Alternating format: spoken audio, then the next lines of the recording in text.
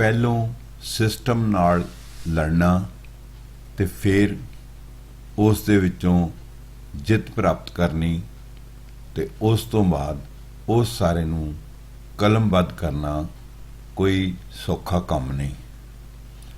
ਸਾਡੇ ਨਾਵਲਕਾਰ ਕ੍ਰਿਸ਼ਨ ਪ੍ਰਤਾਪ ਜੀ ਨੇ ਇਹ ਕੰਮ ਕਰ ਵਿਖਾਇਆ ਹੈ। ਆਓ ਸੁਣਦੇ ਹਾਂ ਉਹਨਾਂ ਦੀ ਆਪਣੀ ਹੀ ਆਵਾਜ਼ ਦੇ ਵਿੱਚ ਪੂਰਾ ਨਾਵਲ ਕ੍ਰਿਸ਼ਨ ਪ੍ਰਤਾਪ ਹਾਜ਼ਰ ਹੋ, ਕ੍ਰਿਸ਼ਨ ਪ੍ਰਤਾਪ ਹਾਜ਼ਰ ਹੋ।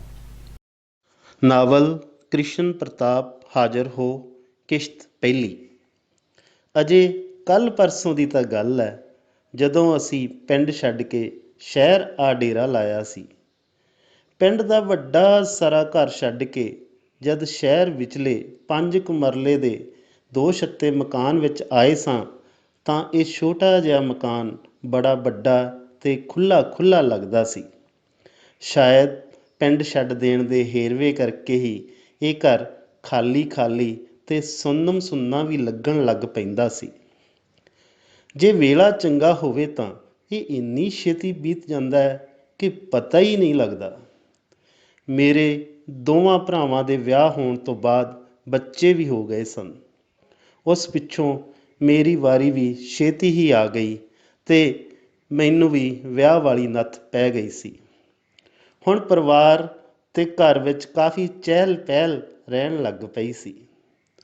ਹੌਲੀ ਹੌਲੀ ਸਾਨੂੰ ਆਪਣਾ ਇਹ ਘਰ ਭੀੜਾ ਭੀੜਾ ਜਿਹਾ ਲੱਗਣ ਲੱਗ ਪਿਆ ਤਾਂ ਅਸੀਂ ਤਿੰਨਾਂ ਭਰਾਵਾਂ ਨੇ ਸੋਚ ਵਿਚਾਰ ਕੀਤੀ ਕਿ ਕਿਉਂ ਨਾ ਕੋਈ ਵੱਡਾ ਮਕਾਨ ਖਰੀਦ ਲਿਆ ਜਾਵੇ। ਫਿਰ ਇੱਕ ਸਲਾਹ ਬਣਦੀ ਕਿ ਜੇ ਆਪਣੇ 'ਚੋਂ ਕੋਈ ਇੱਕ ਜਣਾ ਵੱਖਰਾ ਮਕਾਨ ਬਣਾ ਲਵੇ ਤਾਂ ਇਹ ਸਮੱਸਿਆ ਹੱਲ ਹੋ ਸਕਦੀ ਹੈ। ਪਰ ਕੋਈ ਵੀ ਇਸ ਜੱਦੀ ਵਰਗੇ ਮਕਾਨ ਨੂੰ ਛੱਡਣ ਲਈ ਤਿਆਰ ਨਹੀਂ ਸੀ। ਸਿਆਣੇ ਆਖਦੇ ਨੇ ਕਿ ਜਿੱਥੇ 4 ਭਾਂਡੇ ਹੋਣਗੇ ਤਾਂ ਉਹ ਖੜਕਣਗੇ ਵੀ ਜ਼ਰੂਰ। ਘਰ ਵਿੱਚ ਨਿੱਕੀਆਂ ਨਿੱਕੀਆਂ ਗੱਲਾਂ ਤੋਂ ਤਣਾਅ ਹੋਣਾ ਸ਼ੁਰੂ ਹੋ ਗਿਆ ਸੀ, ਪਰ ਇਹ ਤਣਾਅ ਗਲੀ ਤੱਕ ਨਹੀਂ ਸੀ ਆਇਆ। ਸਾਰੇ ਜਣੇ ਪੜ੍ਹੇ ਲਿਖੇ ਸਨ ਤੇ ਸਮਝ ਵੀ ਗਏ ਸਨ ਕਿ ਭਾਂਡੇ ਖੜਕਣ ਦੀ ਸਮੱਸਿਆ ਦਾ ਮੂਲ ਕਾਰਨ ਇੱਕ ਛੋਟੇ ਜਿਹੇ ਘਰ ਵਿੱਚ ਲੋੜ ਨਾਲੋਂ ਵੱਧ ਰਹਿੰਦੇ ਜੀਅ ਹਨ। ਕੁਝ ਕੁ ਮਹੀਨਿਆਂ 'ਚ ਹੀ ਮੇਰੇ ਵੱਡੇ ਭਰਾ ਯਾਦਵਿੰਦਰ ਤੇ ਫਿਰ ਵਿਚਕਾਰਲੇ ਕਮਲਦੀਪ ਨੇ ਜਗ੍ਹਾ ਮੁੱਲ ਖਰੀਦ ਕੇ ਆਪਣਾ ਆਪਣਾ ਘਰ ਉਸਾਰ ਲਿਆ ਸੀ। ਸਾਨੂੰ ਤਿੰਨਾਂ ਭਰਾਵਾਂ ਨੂੰ ਸਭ ਤੋਂ ਵੱਧ ਖੁਸ਼ੀ ਇਸ ਗੱਲ ਦੀ ਹੋਈ ਸੀ ਕਿ ਅਸੀਂ ਆਪਸ ਵਿੱਚ ਖੜਕਦੇ ਭਾਂਡਿਆਂ ਨੂੰ ਟੁੱਟਣ ਦੇਣਾ ਤਾਂ ਦੂਰ ਦੀ ਗੱਲ, ਉਹਨਾਂ ਨੂੰ ਚਿੱਬ ਵੀ ਨਹੀਂ ਸੀ ਪੈਣ ਦਿੱਤਾ। ਮੈਨੂੰ ਅਜੇ ਵੀ ਪੂਰੀ ਤਰ੍ਹਾਂ ਯਾਦ ਹੈ ਕਿ ਜਦ ਮੇਰੇ ਦੋਵੇਂ ਭਰਾ ਸਾਨੂੰ ਛੱਡ ਕੇ ਆਪੋ ਆਪਣੇ ਮਕਾਨਾਂ ਵਿੱਚ ਜਾਣ ਲੱਗੇ ਸਨ ਤਾਂ ਅਸੀਂ ਇੱਕ ਦੂਜੇ ਦੇ ਗਲ ਲੱਗ ਕੇ ਕਿੰਨਾ ਹੀ ਚਿਰ ਰੋਂਦੇ ਰਹੇ ਸਾਂ। ਇਹਨਾਂ ਯਾਦਾਂ ਬਾਰੇ ਸੋਚ ਕੇ ਅੱਜ ਵੀ ਮੈਂ ਕਈ ਵਾਰ ਇੰਨਾ ਜ਼ਿਆਦਾ ਪਰੇਸ਼ਾਨ ਹੋ ਜਾਂਦਾ ਹਾਂ ਕਿ ਅਸੀਂ 3 ਭਰਾ ਤਾਂ ਇੱਕ ਦੂਜੇ ਤੋਂ ਕੁਝ ਕੁ ਮੀਟਰ ਦੀ ਦੂਰੀ 'ਤੇ ਹੀ ਬਸੇਰਾ ਕਰਨ ਲਈ ਗਏ ਸਾਂ ਤਾਂ ਸਾਡਾ ਇੰਨਾ ਬੁਰਾ ਹਾਲ ਹੋ ਗਿਆ ਸੀ। ਪਰ ਭਾਰਤ ਦੀ ਵੰਡ ਵੇਲੇ ਆਮ ਲੋਕਾਂ ਨੇ ਆਪਣੀ ਮਾਂ ਭੂਮੀ ਤੇ ਆਪਣਿਆਂ ਨੂੰ ਛੱਡਣ ਦੀ ਪੀੜ ਕਿਵੇਂ ਹੰਢਾਈ ਹੋਵੇਗੀ, ਉਹਨਾਂ ਦੇ ਮਨ ਦੀ ਹਾਲਤ ਕੀ ਹੋਵੇਗੀ। ਕਿਸ਼ਤ ਦੂਜੀ। ਆਪਣੇ ਭਰਾਵਾਂ ਨੂੰ ਆਪਣੇ ਮਕਾਨ ਬਣਾਉਂਦੇ ਵਕਤ ਕਦੇ ਮਿਸਤਰੀਆਂ ਮਜ਼ਦੂਰਾਂ ਦੇ ਮਗਰ, ਕਦੇ ਰੇਤੇ ਦੀਆਂ ਟਰਾਲੀਆਂ ਵਾਲਿਆਂ ਦੇ ਪਿੱਛੇ, ਕਦੇ ਸੀਮੈਂਟ ਵਾਲਿਆਂ ਦੇ, ਕਦੇ ਪੱਥਰ ਵਾਲਿਆਂ ਦੇ ਮਗਰ ਭੱਜਦੇ ਵੇਖ ਕੇ ਮੇਰੇ ਮਨ ਵਿੱਚ ਇੱਕ ਡਰ ਬੈਠ ਗਿਆ ਸੀ। ਇਹ ਡਰ ਇਹ ਸੀ ਕਿ ਉਹ ਦੋਵੇਂ ਤਾਂ ਸਕੂਲ ਸਮੇਂ ਤੋਂ ਬਾਅਦ ਵਿਹਲੇ ਹੁੰਦੇ ਸਨ, ਇਸ ਲਈ ਉਹਨਾਂ ਨੇ ਇੰਨੀ ਭੱਜ ਦੌੜ ਕਰ ਲਈ ਸੀ। ਪਰ ਮੇਰਾ ਖਹਿੜਾ ਤਾਂ ਕਿਤਾਬਾਂ ਤੋਂ ਇਲਾਵਾ ਵੱਖ-ਵੱਖ ਸਹਿਜ ਸਭਾਵਾਂ ਦੇ ਸਮਾਗਮ ਹੀ ਨਹੀਂ ਛੱਡਦੇ ਹਨ। ਇਸ ਲਈ ਮੇਰੇ ਵਰਗੇ ਬੰਦੇ ਲਈ ਆਪਣਾ ਮਕਾਨ ਬਣਾਉਣਾ ਅਸੰਭਵ ਕੰਮ ਹੈ। ਜਦ ਮੇਰੇ ਦੋਵੇਂ ਭਰਾ ਆਪੋ ਆਪਣੇ ਘਰਾਂ ਵਿੱਚ ਜਾ ਵਸੇ ਹੋਏ ਸਨ ਤਾਂ ਮੈਨੂੰ ਲੱਗਣ ਲੱਗ ਪਿਆ ਕਿ ਮੇਰਾ ਵੀ ਕੋਈ ਆਪਣਾ ਘਰ ਹੋਣਾ ਚਾਹੀਦਾ ਹੈ। ਬਸ ਮੇਰੀ ਇੱਕੋ ਕਮਜ਼ੋਰੀ ਹੀ ਮੇਰਾ ਰਾਹ ਰੋਕ ਰਹੀ ਸੀ ਕਿ ਜਾਂ ਤਾਂ ਮੈਂ ਪੜ੍ਹਨਾ ਲਿਖਣਾ ਛੱਡ ਕੇ ਮਕਾਨ ਬਣਾਉਣ ਲੱਗ ਜਾਵਾਂ ਜਾਂ ਫਿਰ ਕੋਈ ਬਣਿਆ ਬਣਾਇਆ ਮਕਾਨ ਖਰੀਦ ਲਵਾਂ। ਮੇਰੇ ਮਨ ਨੂੰ ਦੂਜੀ ਯੋਜਨਾ ਕਾਫੀ ਭਾ ਗਈ ਸੀ। ਮੈਂ ਬਣਿਆ ਬਣਾਇਆ ਮਕਾਨ ਲੱਭਣਾ ਸ਼ੁਰੂ ਕਰ ਦਿੱਤਾ। ਕੁਝ ਕੁ ਦਿਨਾਂ 'ਚ ਹੀ ਮੈਨੂੰ ਆਪਣੇ ਦੋਵਾਂ ਭਰਾਵਾਂ ਦੇ ਘਰਾਂ ਦੇ ਬਿਲਕੁਲ ਵਿਚਕਾਰ ਵਾਲੀ ਗਲੀ ਵਿੱਚ ਇੱਕ ਦੋ ਸੜਕੇ ਵਿਕਾਊ ਮਕਾਨ ਦੀ ਦੱਸ ਪੈ ਗਈ। ਭਾਵੇਂ ਕਿ ਇਸ ਦਾ ਰਕਬਾ ਮੇਰੇ ਦੁਆਰਾ ਸੋਚੇ ਗਏ ਆਦਰਸ਼ ਮਕਾਨ ਤੋਂ ਕੁਝ ਕੁ ਘੱਟ ਸੀ, ਪਰ ਇਸ ਮਕਾਨ ਦੇ ਦੋ ਸੜਕਾਂ ਹੋਣ ਕਾਰਨ ਮੈਨੂੰ ਥੋੜ੍ਹਾ ਜਿਹਾ ਸਮਝੌਤਾ ਕਰਨਾ ਪੈ ਗਿਆ ਸੀ। ਦਲਾਲ ਨੇ ਕਈ ਦਿਨ ਗੱਲ ਚੱਲਦੀ ਰੱਖੀ।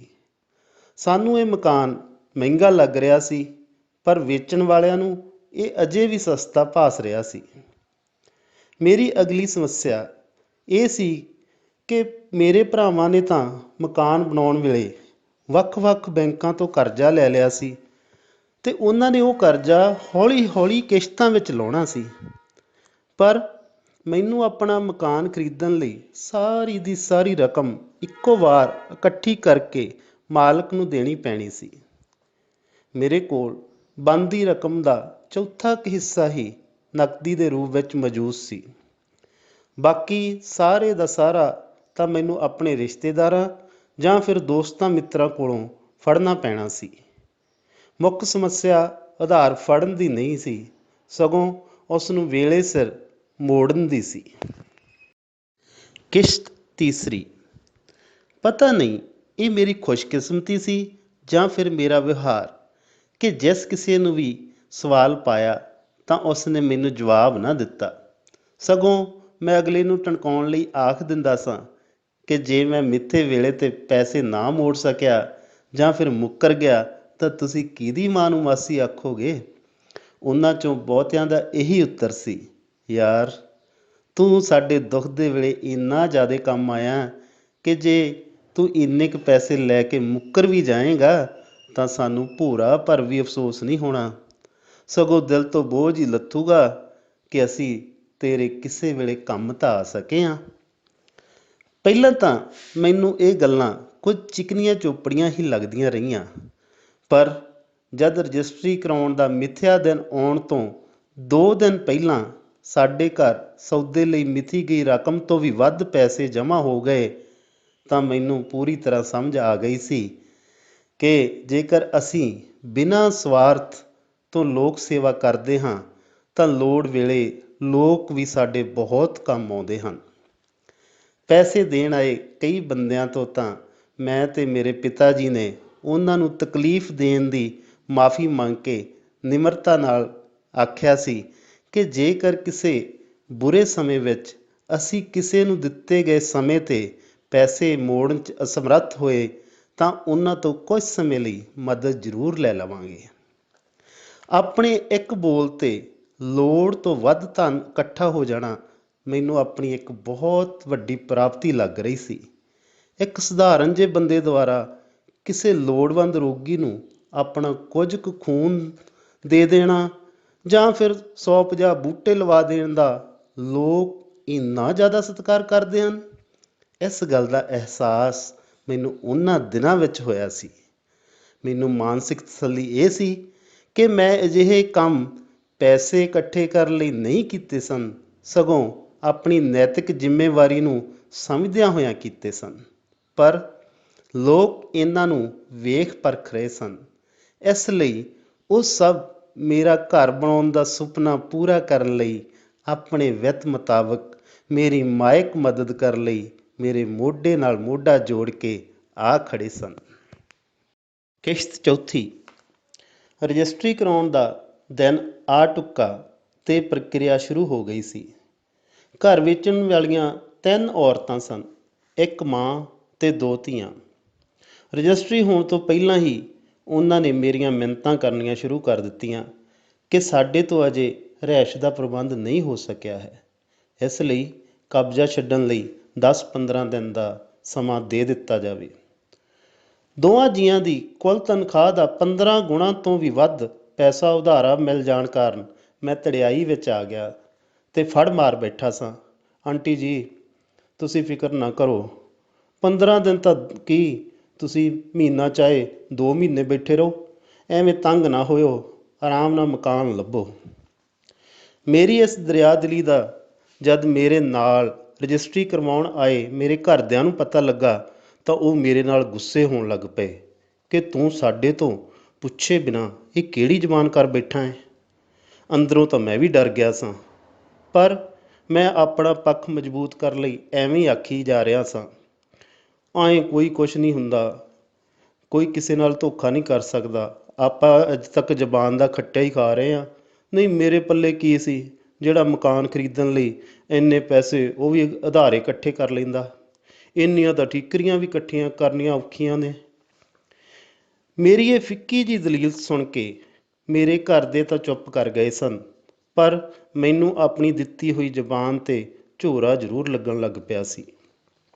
ਘਰਦਿਆਂ ਦਾ ਤਜਰਬਾ ਅਤੇ ਮੇਰਾ ਇਹ ਡਰ ਉਸ ਵਕਤ ਸੱਚਾ ਸਾਬਤ ਹੋਇਆ ਜਦ ਮੇਰਾ ਇੱਕ ਰਿਸ਼ਤੇਦਾਰ ਆਪਣੇ ਪਰਿਵਾਰ ਸਮੇਤ ਮੇਰੇ ਨਵੇਂ ਖਰੀਦੇ ਮਕਾਨ ਨੂੰ ਵੇਖਣ ਲਈ ਆ ਗਿਆ ਸੀ। ਗੱਲਾਂ ਕਰਦੇ ਕਰਦੇ ਅਸੀਂ ਸਾਰੇ ਜਣੇ ਆਪਣੇ ਨਵੇਂ ਘਰ ਪੁੱਜ ਗਏ।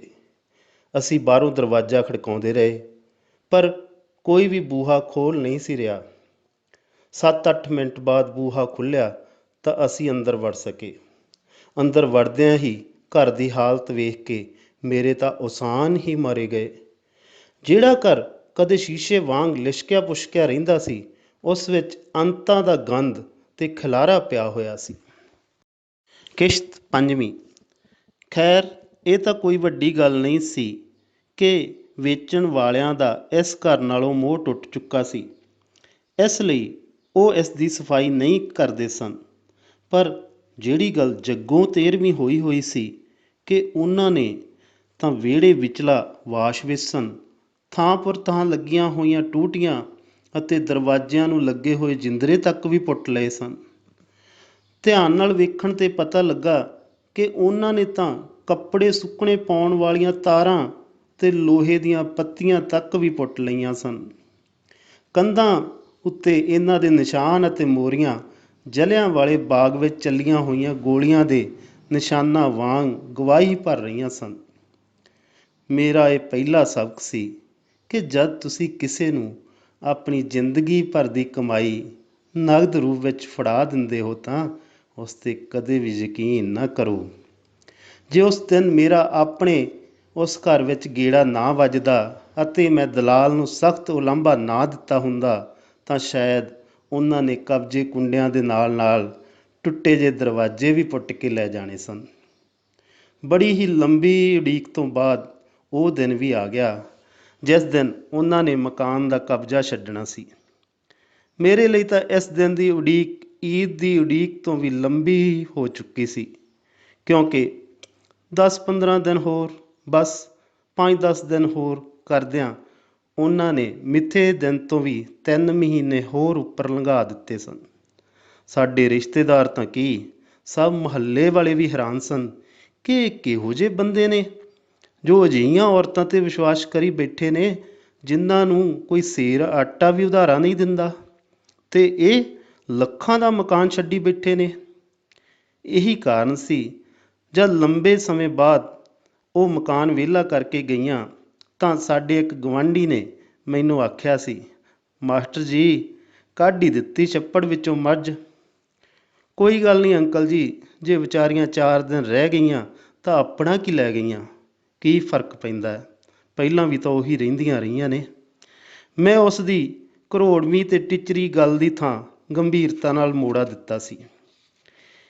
ਇਹ ਮਕਾਨ ਮੁਰੰਮਤ ਭਾਲਦਾ ਸੀ, ਪਰ ਅਸੀਂ ਇਸ ਮਕਾਨ ਨੂੰ ਕਾਫੀ ਦੇਰ ਤੱਕ ਛੇੜਿਆ ਤੱਕ ਨਾ, ਕਿਉਂਕਿ ਅਜੇ ਮੈਂ ਬਹੁਤ ਸਾਰਾ ਉਧਾਰ ਲਿਆ ਹੋਇਆ ਨਾਵਾਂ ਮੋੜਨਾ ਸੀ। ਇਸ ਲਈ ਮੈਂ ਹੋਰ ਕਰਜ਼ਾ ਨਹੀਂ ਚੁੱਕ ਸਕਦਾ ਸਾਂ। ਇਸ ਘਰ ਵਿੱਚ ਸ਼ਾਂਤੀ ਬਹੁਤ ਸੀ ਅਤੇ ਮੈਨੂੰ ਨਵੇਂ ਮਕਾਨ ਦਾ ਚਾਅ ਵੀ ਸੀ। ਇਸ ਲਈ ਤਕਰੀਬਨ 3-4 ਮਹੀਨੇ ਮੈਂ ਇਸ ਵਿੱਚ ਲਿਖਣ ਪੜ੍ਹਨ ਦਾ ਕੰਮ ਹੀ ਕਰਦਾ ਰਿਹਾ। 2-3 ਵਾਰ ਭਰਮਾ ਮੀਂਹ ਪਿਆ ਤਾਂ ਲੱਗਣ ਲੱਗਾ ਕਿ ਮਕਾਨ ਉੱਤੇ ਮਿਸਤਰੀ ਦਾ ਹੱਥ ਫਿਰਨਾ ਅਤੀ ਜ਼ਰੂਰੀ ਹੈ, ਤੇ ਜੇ 1-2 ਮੀਂਹ ਹੋਰ ਪੈ ਗਏ ਤਾਂ ਕੋਈ ਨੁਕਸਾਨ ਵੀ ਹੋ ਸਕਦਾ ਹੈ।